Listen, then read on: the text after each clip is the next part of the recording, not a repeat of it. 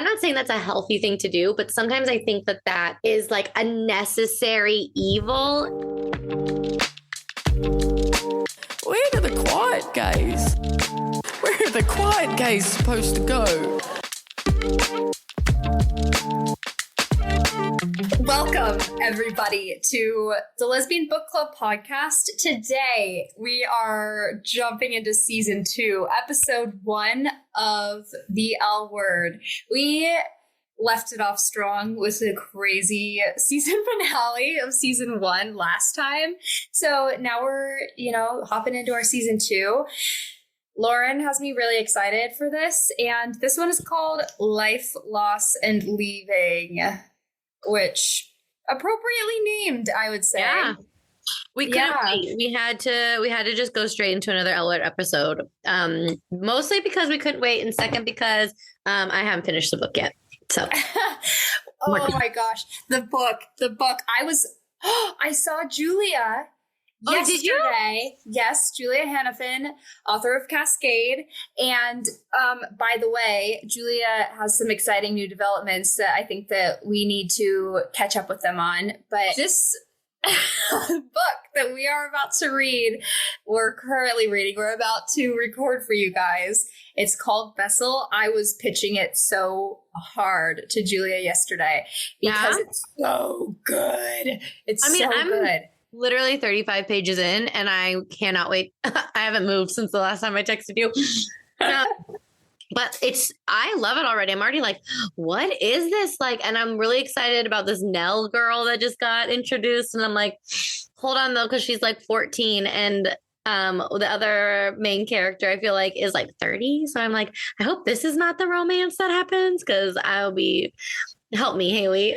You have to pay attention to the year at the beginning of the chapters. Okay, great. Okay, I can do that. I've been doing that. That'll clear up your confusions. You'll figure it out. Well, thank God. As you get further in. But anyway, everybody go read Vessel by Samantha Joe. That's what we're going to be covering next. And it is phenomenal. I'm telling you, it's a series, and it's like fantasy, sci-fi, sort of lesbianism, everything that you love.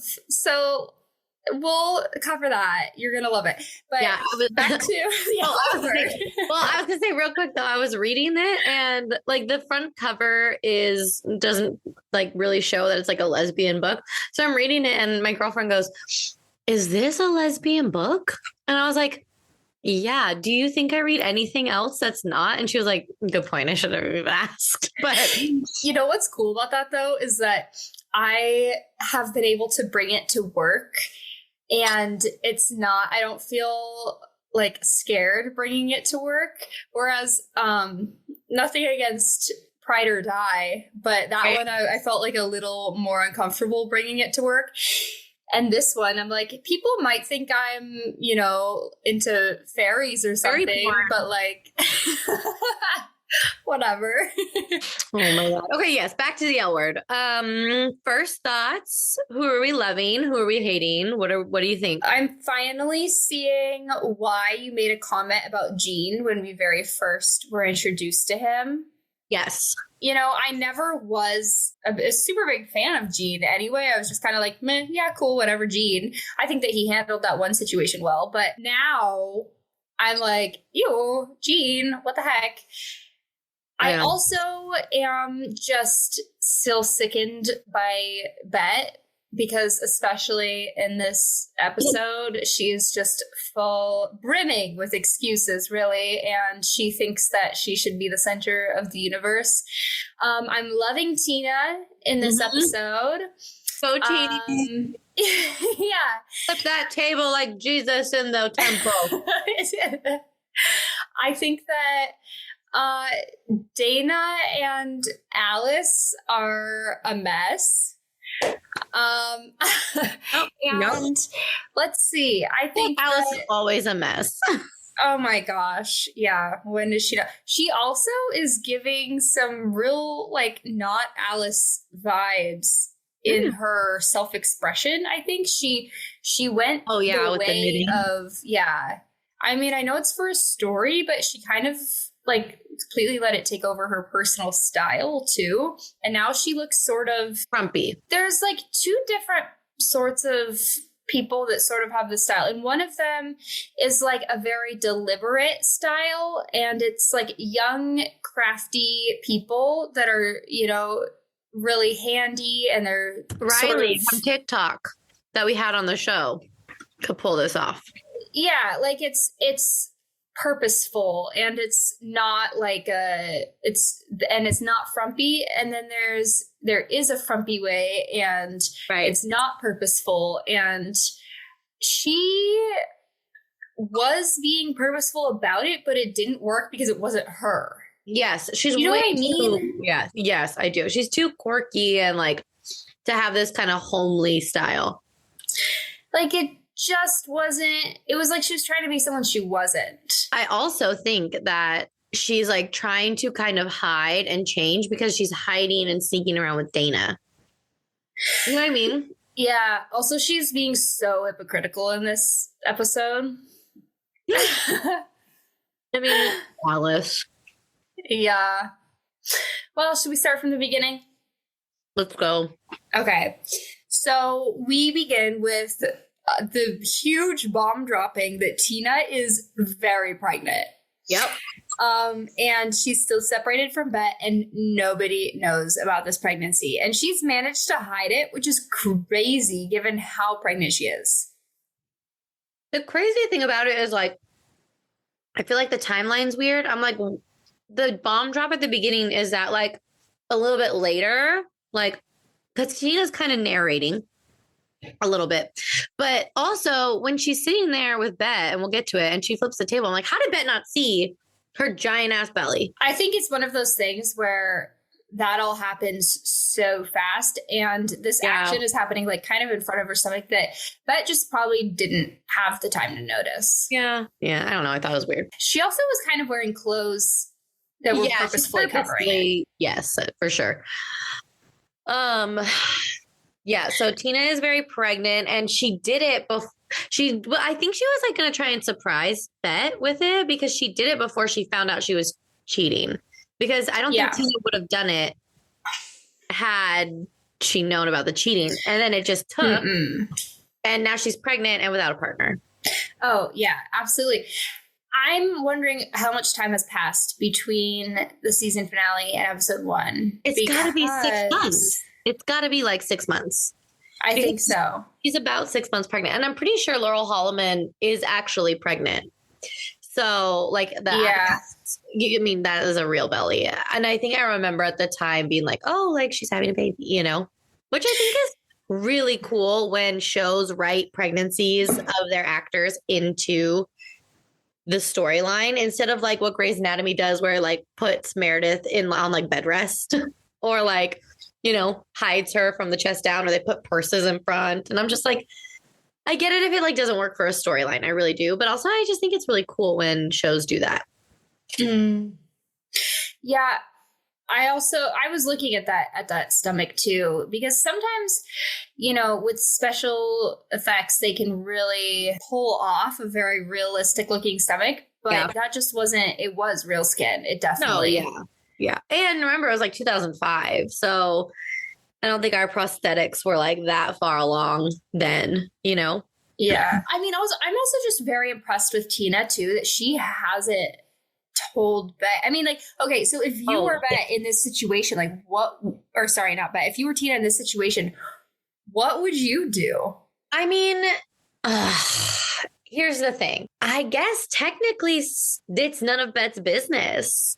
Like, they're not together, and Tina's going to have this baby on her own. However, I don't know, because it's like, that wouldn't be the case in a straight couple, right? Mm-hmm. So at the same time, I'm also like, okay, well, that is kind of Bette's baby too. Like, they did this together. They picked the donor together. Like, I don't know.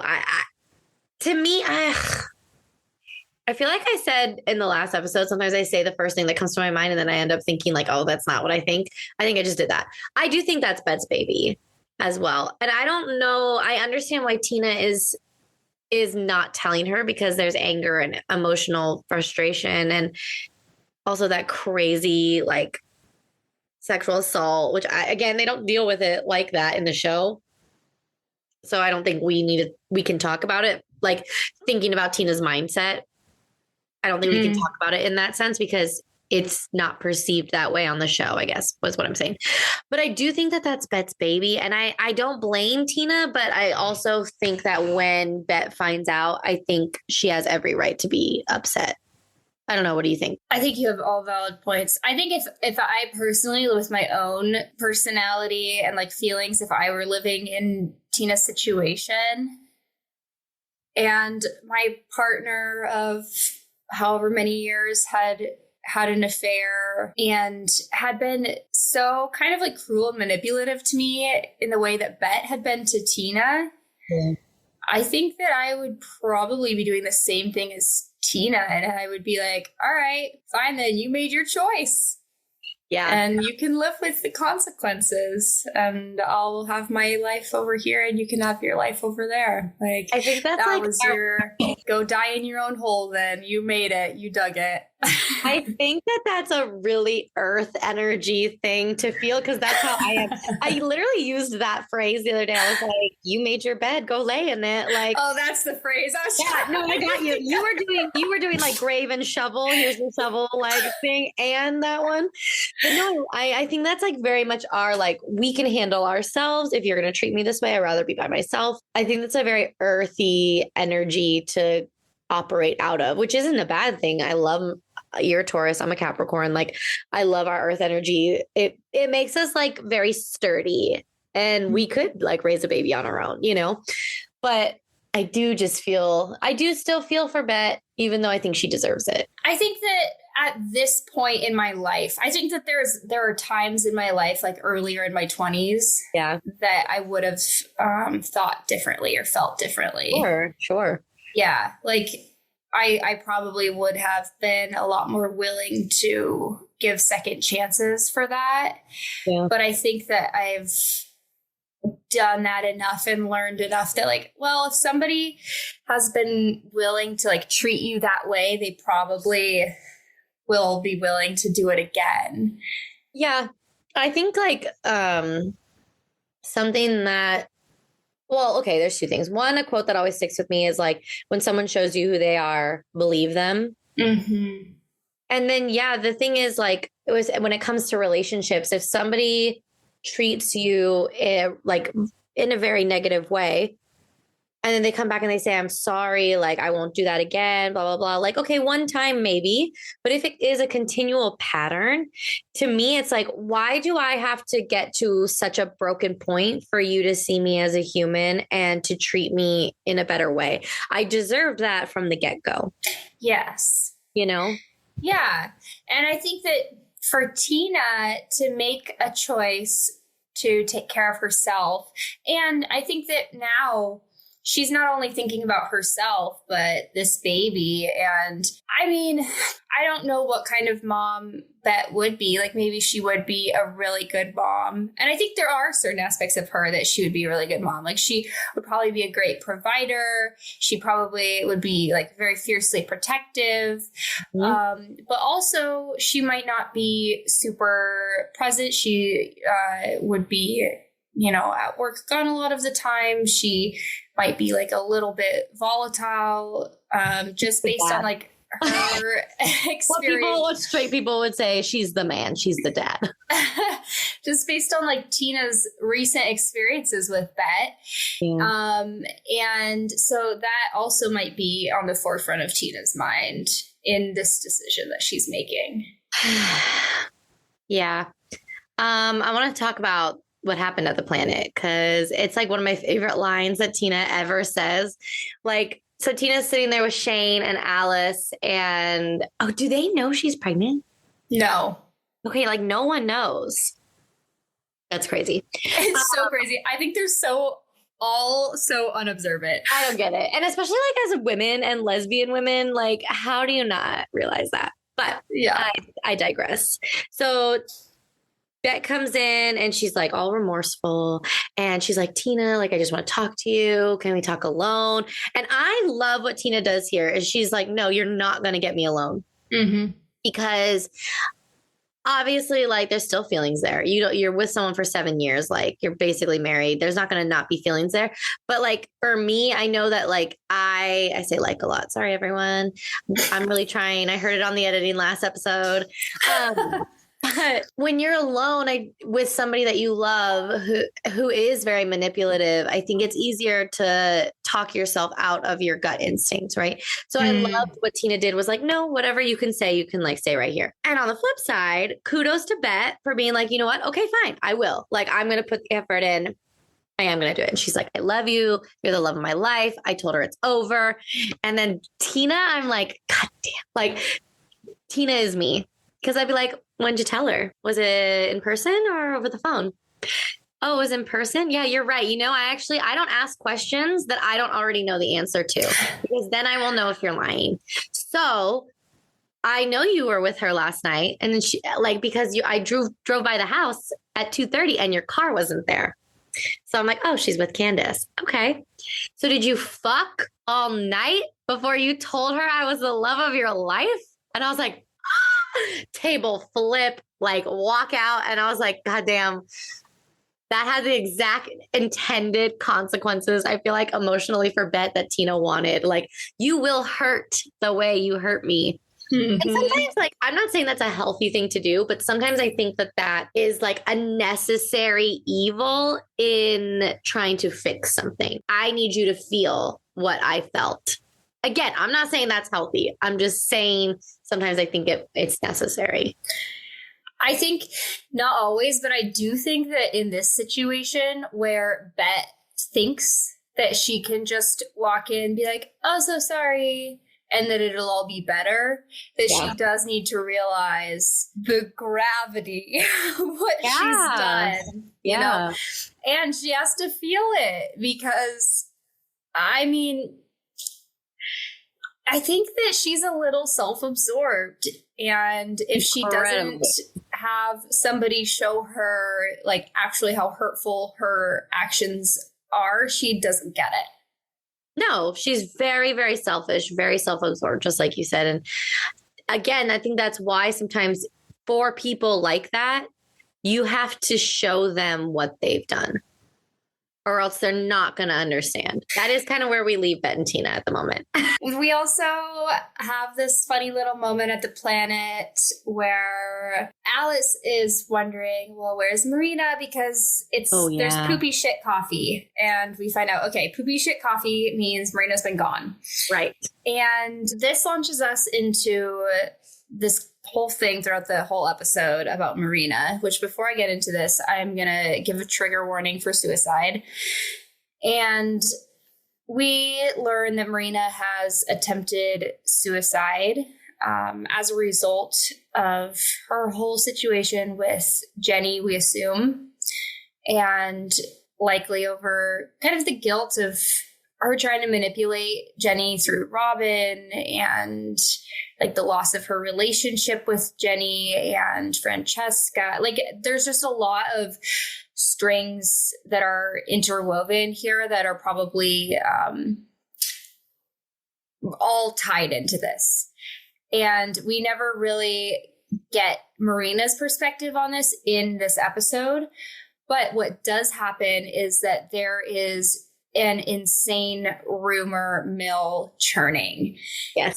And I thought that actually this was a really spot on commentary on what happens when something bad happens to somebody. Mm-hmm. Yeah. Because people get a little morsel of truth and start to spin it and put their own little flavor in it. And before you know it, like, the craziest stories start to come out about what happened. And nobody really knows the truth of it until, I mean, at the very end, we get the truth from Robin. But I mean, we start at the very beginning with Tanya, who is just kind of a liar anyway. Like, exactly. I think Tanya really was the pot stirrer. Yes. In this rumor mill thing that was happening. Which makes me hate her even more. Mm-hmm.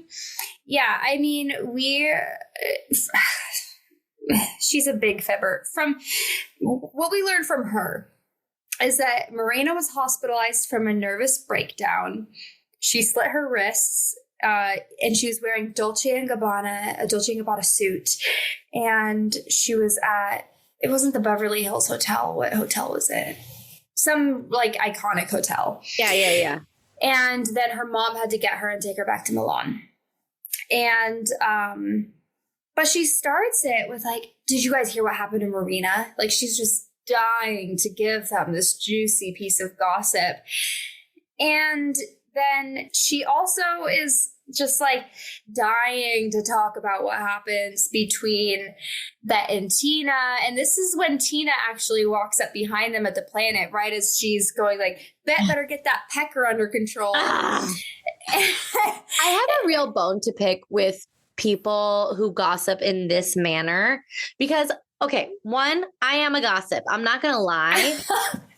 But I don't gossip like this. Like, I don't gossip to hurt people and take joy in their downfalls or anything like that. And normally I don't even gossip about like negative things. Like, I'm more of like a, did you hear like what cool thing happened to this person type of gossip, right? But I have a really big problem with people that gossip and are taking joy.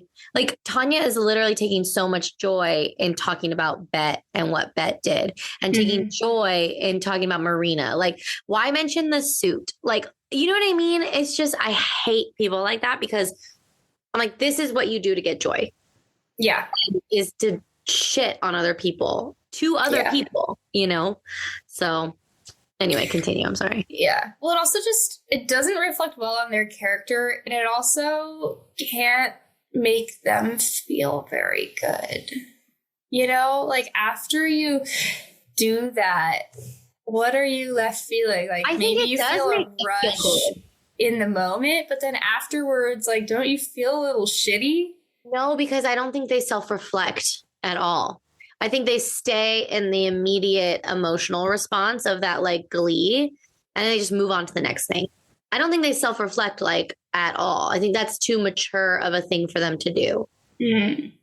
So that's You're probably right. So I thought, just back to like what happened to Marina, I thought that she was going to say that Marina got hit by a car when she was like, did you guys hear what happened to Marina? Because she said that. And then it cut to Dana in the middle of the street doing push-ups. And so the way that they set this up, I thought that they were going to use Dana as like a, you know, she's in the middle of the street, she's not paying attention, and a car was going to like run up on her and almost hit her. And they were going to use that to tell the story of, yeah, Marina got hit by a car and she died. That's funny. And I was like, oh no.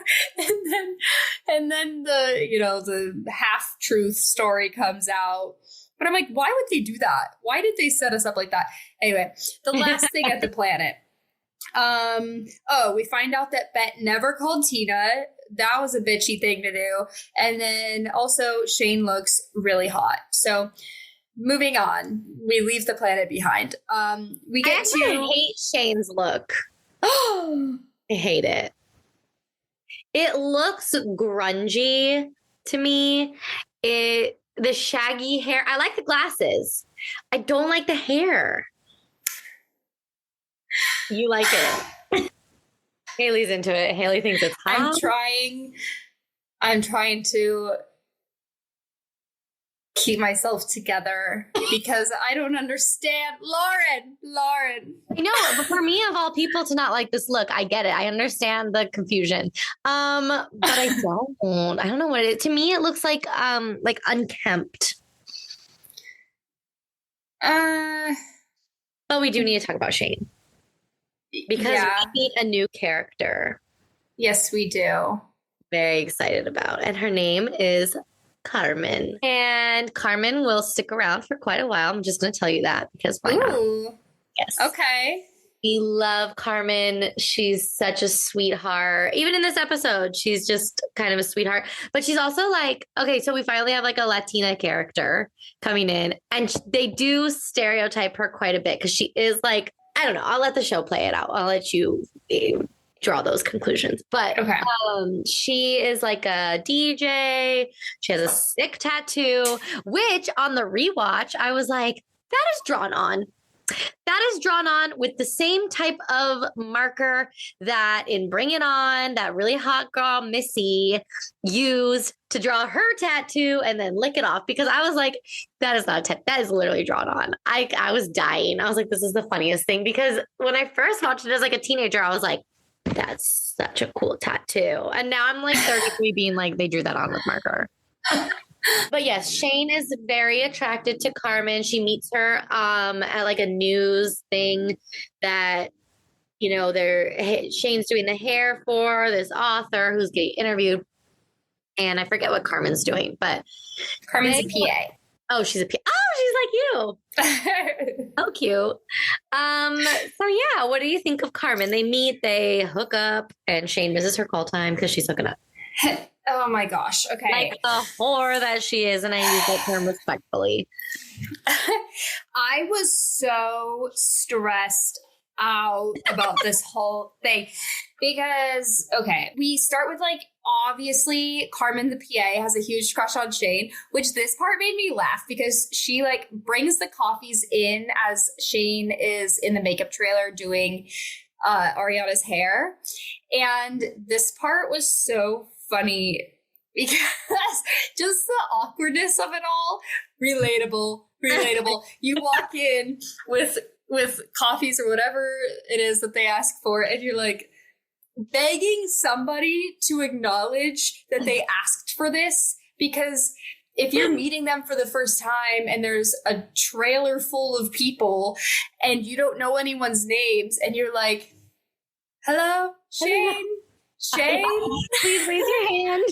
Yeah, please acknowledge me. And everyone looks at you with just dead eyes. And you're like, okay, guess I'll just put it here. And then 5 minutes later, you get a call on Channel 1 and they're like, Haley, where are those coffees? They say they didn't get them. And I'm like, I put them in there. I called their names. And they're like, did you put them in their hands? I tried. Aww, this is what this is. This is what this is for poor Carmen. Except for also, she walks in and she has a freaking aneurysm because Shane's so hot. Right. And then Shane recognizes that and Shane is like, I can get some. This girl thinks I'm hot. Right. And then Ariana is a third party to this and she goes, I'm gonna be your wingman. I know. This like 50-year-old lady was like, get her, Tiger. Yeah. But then they're on set and the AD, also relatable, is having another aneurysm because she's like, where is Shane? I did last looks 5 minutes ago. She's not been in here. Where the heck? But then this is Ariana's bad. She did not be like, oh, I'm good. I don't need last looks. Yep. Because she sent Shane away. She should have covered for Shane. But also, this is Shane's bad because Shane, on her first day of work, should not have wandered away to go hook up with a PA. What are you thinking, girl? If anyone's with their pecker, it's Shane. Shane and Bette are two sides of the same coin. Yeah. She needs a lecture from Tanya, if anyone does. So now we just have a big situation on our hands. The AD is mad. You don't want that. Ariana's hair needs touch-ups. And Shane hooking up in a sound booth. Yep. Bad all around. So now she also has this young PA girl obsessed with her, and who knows if she's going to be. She's obsessed with her because the way she handles the bar scene, I was like, good on you, Carmen. That's right. True, but she also seemed to be under the impression that they were like a thing. Yeah.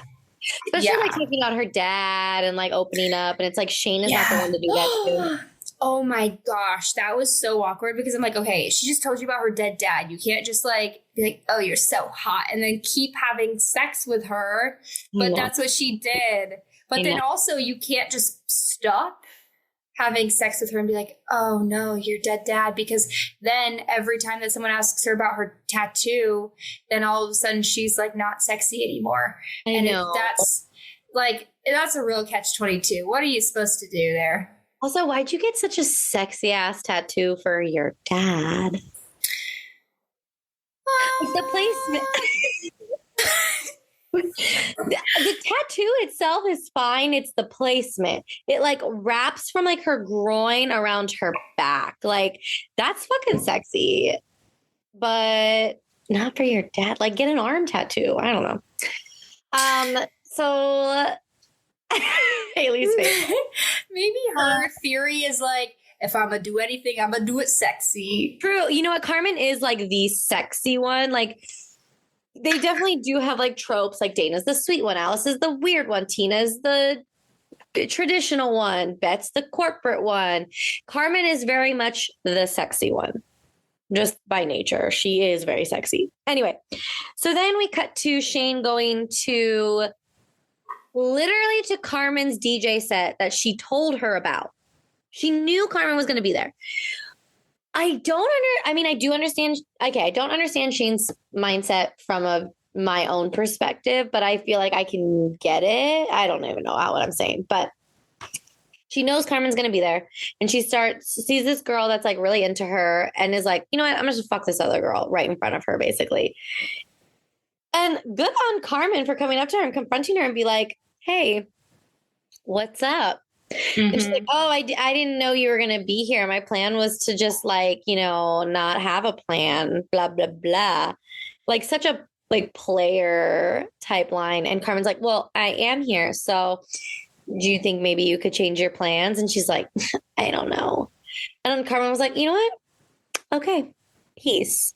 Which I was like, good on Carmen. Like she didn't start a scene. She didn't do anything, but also like, fuck Shane. Yeah. Also that other girl who was there.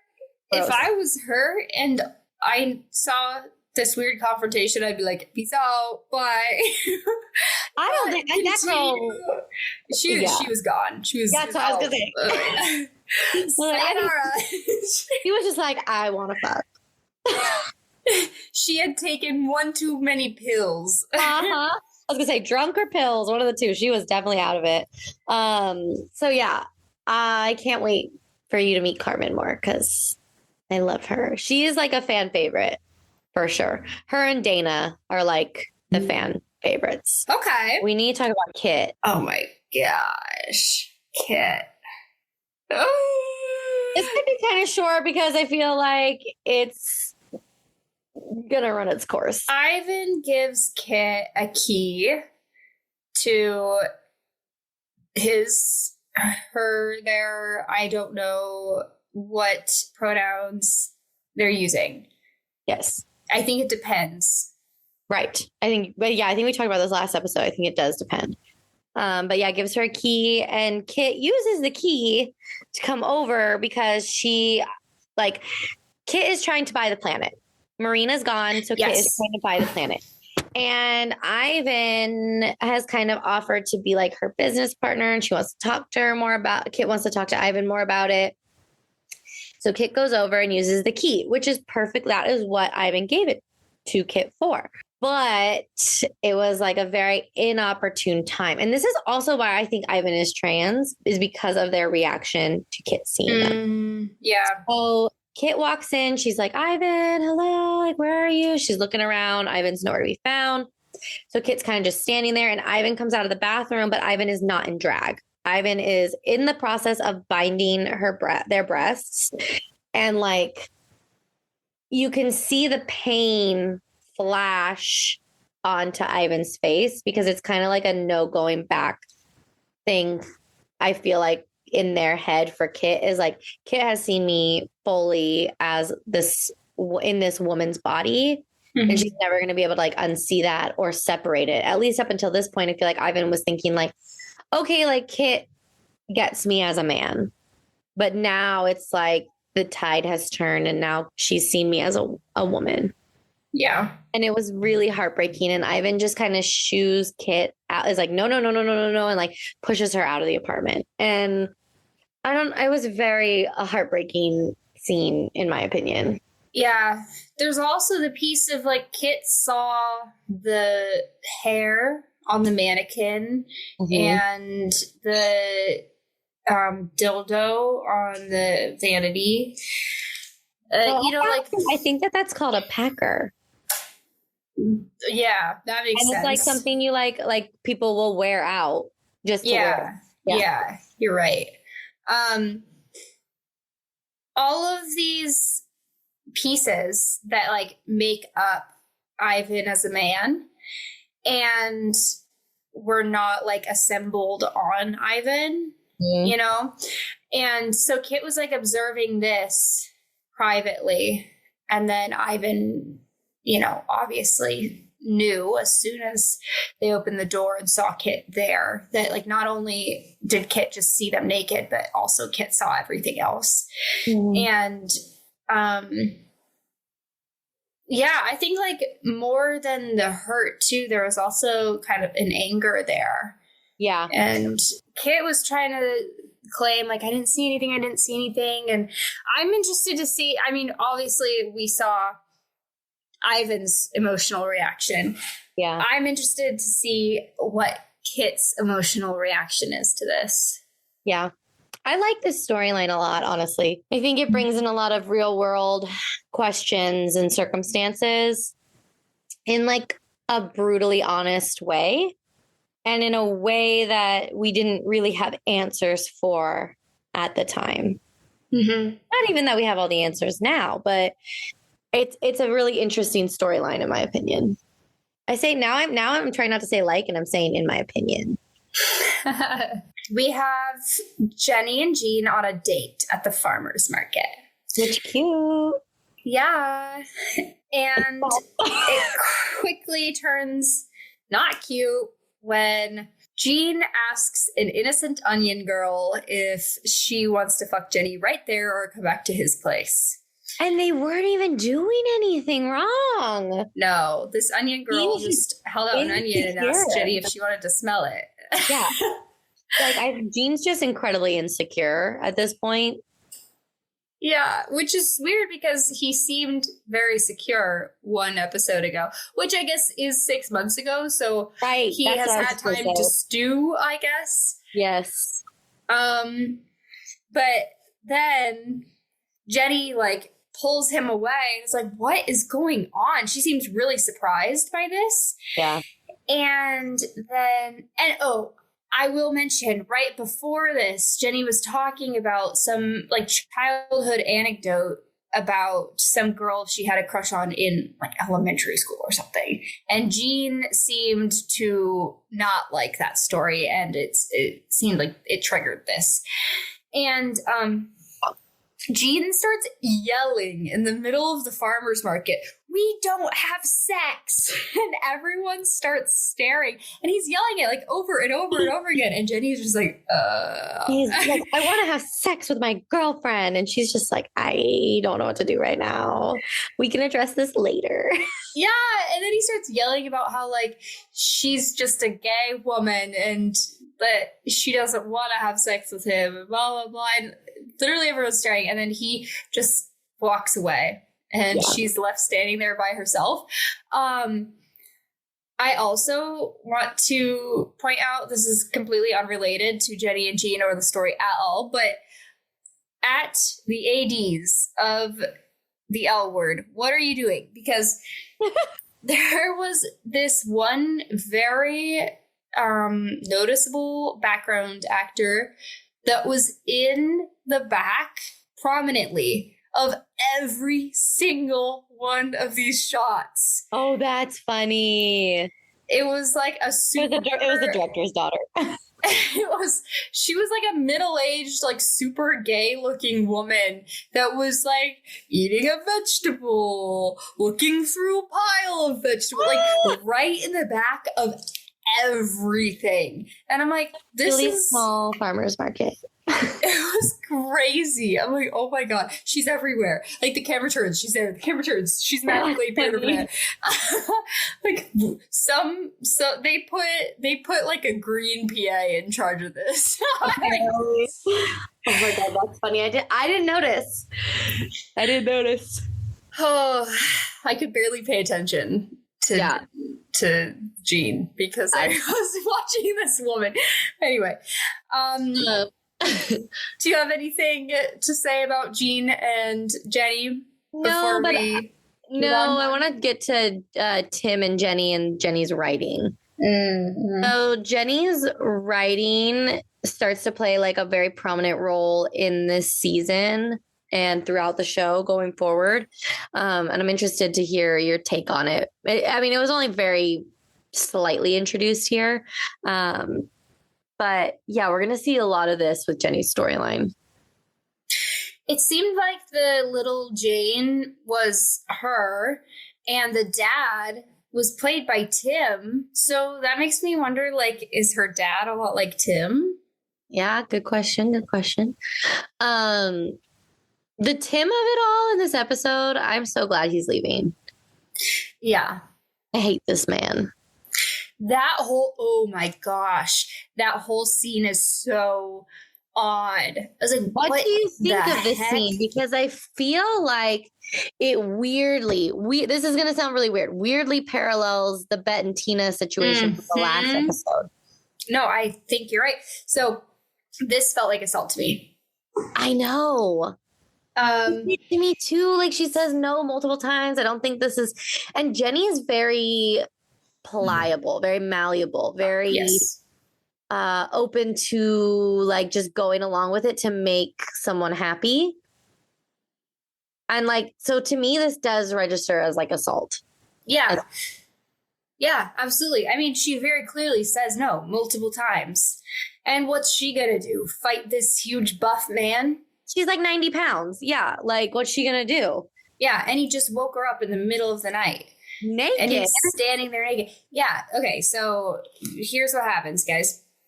She's sleeping in her bed in her house, and he lets himself in, comes in, undresses himself next to her bed while she's asleep, and then wakes her up, gets on top of her, takes her pants off. She says no 2 or 3 times, and then he inserts himself, does like 3 or 4 strokes. She, at this point, is like, okay. And then it's like as soon as she becomes okay with it, then he pulls himself out and he's like, oh my God, he's like disgusted with her and leaves. And then she, all of a sudden, it's like she feels the rejection and is like, wait, don't leave me. And he leaves. It's like he wants her to feel hurt and rejected. That's exactly what he wanted. It was very weaponized. Yes. Like, he wanted either her to feel violated or her to feel rejected. Right. And that's disgusting. Yeah. And like he leaves and she just like curls up into a ball. And like, I don't know, it was so sad. Like, I hated it. Mm-hmm. And the thing is that she has done a really pretty good job for her of staying away from him. Like, what she does is she over-sexualizes herself, and she hasn't done that with him for a long time. And that's why I always say, I mean, if you go back to the first couple episodes that we did on this one, I will go to bat for Jenny first season and a little into the second season. Like, because I do feel like she's trying, like she's a little girl, like, especially when you learn more about her story and her background and things like that. I'm like, I get why people hate Jenny. I really do. She's not likable in so many ways, but at the same time, like, she's still a person and like she still has trauma and she's still trying to do better and to fix herself and to move through the world in a way that doesn't hurt people, at least right now, you know? Yeah. It kills me. Yeah, so that was like major disgusting vibes from Tim. Yes. And I hope that when he goes to Ohio or wherever the hell he's going, that he stays away from all women. Yeah, he needs to just leave. Okay. Yeah. So Dana and Alice are cheaters. Well, I mean, I guess Alice isn't, but Dana is. But I don't even feel bad. I really don't even blame Dana. I love her so much. She can do no wrong, in my opinion. And fuck Tanya. I think cheating's wrong. I do like too. Tanya, I do want to say that. I'm saying in this fictional show, go Dana, go. I don't like Tanya though, but they are making out in the bathroom. Which risky, is like one of the by the hottest way. places to make out, though. I will tell you. You know, I did think that in college. I was like, yeah, bar bathrooms, and now I'm like, ugh. Yeah, a bar bathroom is disgusting, but like I think it's just like anywhere you can like kind of sneak away, and like there's kind of an ability, like what's the word I'm looking for? Kind of a blank of being caught. What's Risk. the word? Risk. Thank you, Haley. And there's kind of a risk of being caught. I like it. I'm into it. See, you like that stuff. I just have anxiety. I know you're a little Taurus, miss. And I'm dating a Taurus, the and she germ also of it feels all. that way. No, but I'm also dating a Taurus, and she feels that way. So the two of us, we have to figure that out sometimes. I'm like, oh, come on, and she's like, babe, I can't. She's probably a rule follower too. In a lot of ways, yes. Well, also her profession. Yeah. So she's like, what if I get caught? I'm like, oh my God, what are they going to do? What's going to happen? But also there's just so many germs in a bathroom. I'm like, yeah, I'm not really into that. I mean, I'm not into germs either. But Dana and Alice are like, they're like, we should make rules and stay away from each other and blah, blah, blah. And I'm like, you guys are so stupid. You're running at Runyon Canyon pretending to work out together so you can be together. Okay. I think running is used very generously for Alice. I am Alice. Alice's running is more like a Phoebe Buffet. Yes, exactly. How do you think this is all going to play out, Haley? I think for the sake of the show, Tanya's got to go. Oh, God, They're going to break up. But I don't think that Alice and Dana are going to end up together. No? It just doesn't feel right. They're just friends, I think. Okay. You know, the vibes just aren't there. It's not romantic. It could be a secret third thing. Not friendship, not romantic, but maybe a secret third thing. We'll find out. Okay. Well, that's something, I guess. Their conversation was really cute about like the certain things that they find attractive about each other. I know, it was cute. Yeah. Alice also, I feel like, is a really good friend to Tina in this episode because she goes to Bet and she tells Bet, like, you need to not be in the house. You messed up. Tina needs to come get her stuff. And she, like, really lays down the law here. Not that Bet listens. Of Bet course not. turns around and, she uses that information to lie in wait for Tina and set up confrontation. But Alice really stood her ground. But in that moment, she's also very hypocritical because she's like, yeah, you cheated. That's messed up. And as she's cheating. You're right. You know what? I didn't catch that. Data. But we end up also with Robin. I forgot to bring in this part. So Robin is the one who brings us the truth about Marina. And I think that this was really deliberate too, of showing that like Robin is just a good person. She's not out to bring all the stories. I mean, we had so many iterations of stories about what happened to Marina. And she comes in fantastical. Like there were all these like dramatized versions of things because Marina is a very dramatic person in general. So you're like, I could kind of believe that. But at the same time, it's like, okay, but also real life here, what actually happened. Yeah. And she comes in not with the intent of telling the story, but of checking on Jenny. And she finds out, oh, Jenny doesn't know.